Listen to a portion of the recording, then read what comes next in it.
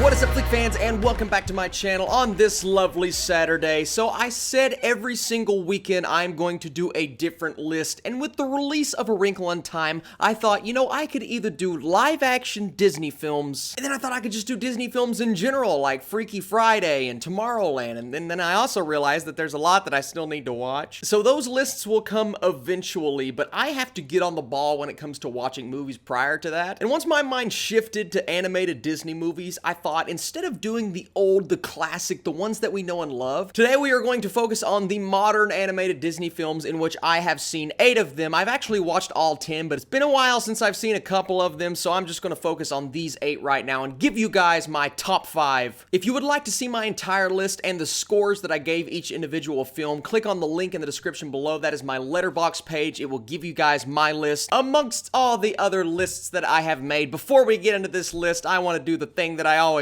do now. It's called Comment Spotlight. And this week's Comment Spotlight comes in from a longtime subscriber of mine, Benjamin Sagman. Thank you for the kind words, Benjamin. I really appreciate you. You even got the little conversation thing going. That's funny. Hats off to Benjamin and everyone that continues to leave comments for me and likes my individual videos. The thumbs up really makes a big difference, guys. You are absolutely awesome. Also, I need you guys to help me out with this. What list do you want me to tackle? You guys had some phenomenal recommendations on my previous video. I have been writing them down. Continue to leave them if you get new ideas. I'm going to tackle them one at a time eventually. Maybe I'll start doing 2 videos a week if I continue to get some awesome ideas. And now it is time for this weekend's list.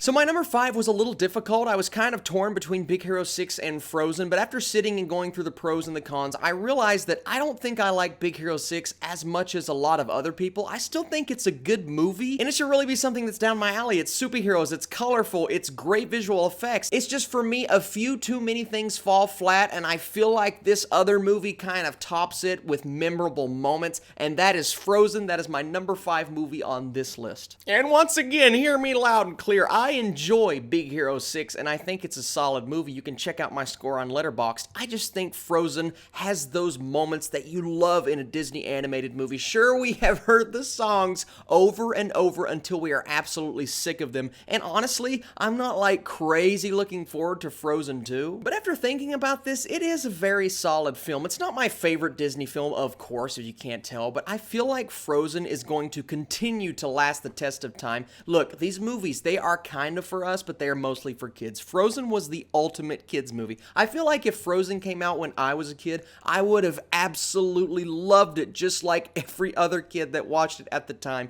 It had the music, it had the visuals, it had the great characters, it had the quirky characters, and it had the awesome voice cast. I don't feel like the story is as memorable as the ones above it, and I will fully admit to you guys, I definitely need to go back and watch Frozen and Big Hero 6, as a matter of fact, and that will probably decide which one really belongs at number 5 on my list. But right now I'm saying Frozen just because I feel like it has those moments, and of course, Let It Go. Everybody knows every word, including me. I have sang it at a lip-syncing contest.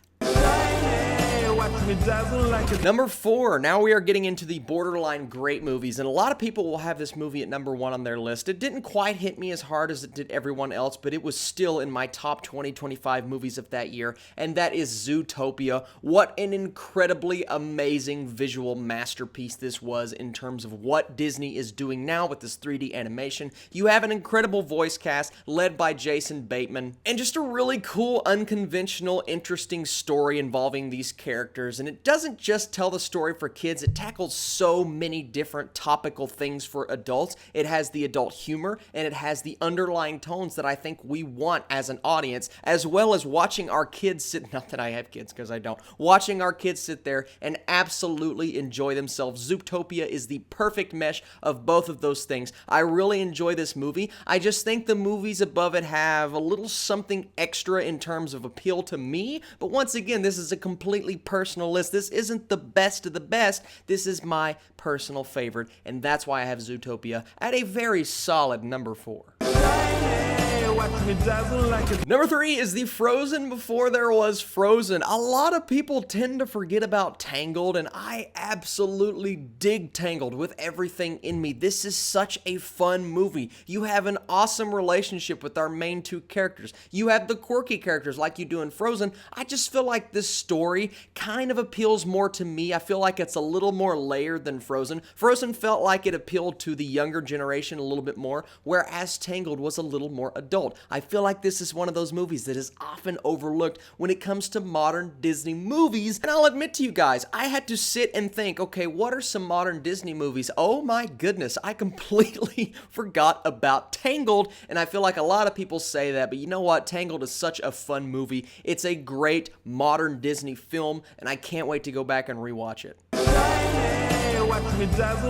Oh, number 2 and 1 are so difficult for me to place. My goodness, I have no clue how I managed to put Moana at number 2 and just feel right about it because it hurts my heart so much. I loved Moana. It was my favorite animated movie to come out in 2016. Oh my goodness. First off, the songs here are my favorite songs of any Disney film. They are so incredibly well made. I can tell you every single song that is on this soundtrack and remember the words to most of them, and guess what? Some of the words aren't even in English. That's impressive. I had so much fun watching this movie. The Rock does such an amazing job, and then you have everyone surrounding this voice cast with Lin-Manuel Miranda doing the music for Moana. He did such an incredible job. Moana is just a great movie. It is great for kids. It's great for adults. I am singing Shiny in my sleep, not because it's my favorite of the songs, just because Shiny, it's such a cool song. If you guys can't tell, I love this movie, and I didn't think I would like it more than Tangled when I was going in to watch it in the theater. I'm like, all right, this is a great story, and it looks like it could be interesting, but will it top in terms of how they mesh the music with the story? But this story is just so incredible. I've only seen it twice, where I've seen number 1 on my list at least 4 times, so I need to watch it again. Actually, I need to watch all of these movies again. I probably shouldn't have done this list. Oh. And it's so fitting that this is number 1 on my list because this movie gets a sequel this year, and we just recently got the first teaser trailer. That is Wreck-It Ralph, a movie that I had at number 3 on my list. Then I watched it again. I had it at number 2. And I just recently watched Wreck-It Ralph in the last couple of months. And my goodness, does that movie not just hold up on every level? It has the humor, it has the characters, it has the jokes. It doesn't have the music, which is what it is lacking compared to all of these other films except Zootopia, but it has the story and the kind of humor that I'm just going to respond to every day. So a fun little story, when this movie first came out, I watched it with my friend Chris Ward, and we have such a weird sense of humor. We laugh at the most random things. The most I laughed in a theater that year was the scene when the guards, shaped and looking like Oreos, were marching around going, Oreo. Oh, I kid you not, that's the most I laughed in the theater that year. That is a good example of how my brain functions. Take nothing I say here to heart. But seriously, with those Oreos were marching around. Oh, guys, I love this movie. I think John C. Reilly is perfect for Wreck-It Ralph. Not the biggest fan of Sarah Silverman, but her voice matches perfectly with this character. I just think everything works here. The movie has such a heartfelt story and a heartfelt ending. It goes a little off the rails at times in terms of trying to appeal to kids, but it always just snaps right back into place and has those moments for adults. I think Wreck-It Ralph is a modern classic, and I really hope the sequel delivers. So thank you guys so much for sitting through this video, my top 5 modern animated Disney films. I will be sure to do a classic list and sure to do a live action list eventually. You guys continue to comment. What do you want to see from me? What lists do you want me to tackle? Don't worry, I'm writing them all down, you know. As always, thank you guys for commenting, liking, and subscribing, watching my reviews this weekend. You are the absolute best, and I will catch you later.